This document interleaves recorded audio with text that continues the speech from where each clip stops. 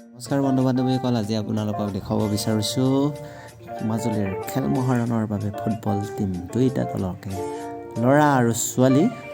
গতিকে এনেকৈ আমি যোৰহাট পাৰ হৈ বাছ ধৰিলোঁ আৰু এনেকৈ যোৰহাটৰ কিছু মনোমোহা দৃশ্য দেখি পাৰ হ'লোঁ আমি আটাইকেইজনে আনন্দ মনেৰে।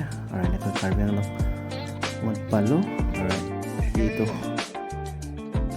ল'ৰা ইভেণ্ট, ল'ৰাৰ ফুটবল দুইটা ফিল্ড আছে, এটা পূবফালে আছে এটা পশ্চিমফালে আছে, দুটা ফুটবল ফিল্ড আছে।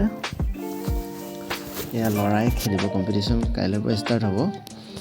আমাৰ মাজুলীৰ টীম 6 তাৰিখৰ পৰা ষ্টাৰ্ট হয় বইজ, আৰু তেওঁলোকক ল'ৰাবিলাকক থৈ আমি আকৌ গ'লোঁ ছোৱালী ইভেণ্টৰ কাৰণে ডিফু, কাৰ্বি আংলঙৰ ডিফুত গৈ আছিলোঁ।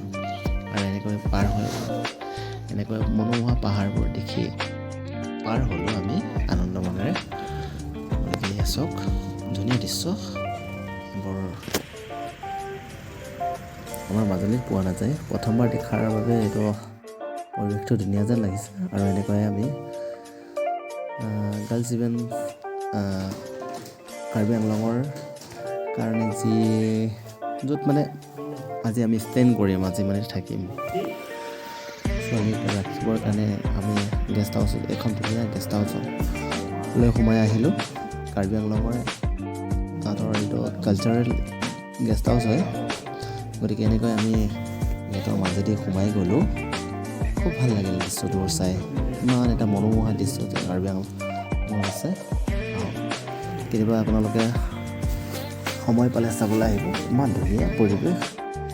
এখন গেট চাওক কিমান ধুনীয়া। এনেকৈ পাৰ হ'লোঁ আৰু এখন গেটৰ মানে সোমাই আহিলোঁ। আৰু এতিয়া এয়া অলপ ছোৱালীবিলাক আহি একদম খাই বৈ আছেগৈ আৰু এতিয়া পায়। মাজুলী টীমৰ গাৰ্লছ কেইজনী ফুটবল প্লেয়াৰ্ছ গাৰ্লছৰ, গতিকে এনেকৈ বাইদেউজনীও খাই আছিলে। এইজনী ফুটবল কোচ হয় ছোৱালী ইভেণ্টৰ। আৰু এনেকৈ খাই বৈ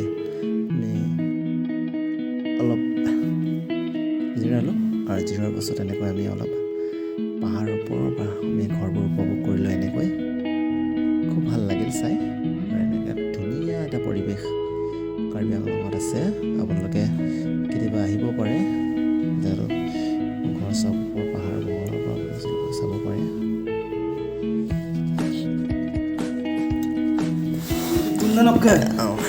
এই লগতে মেডক ছাৰে ওলাই আহিছিলে, উপায় নাই আৰু।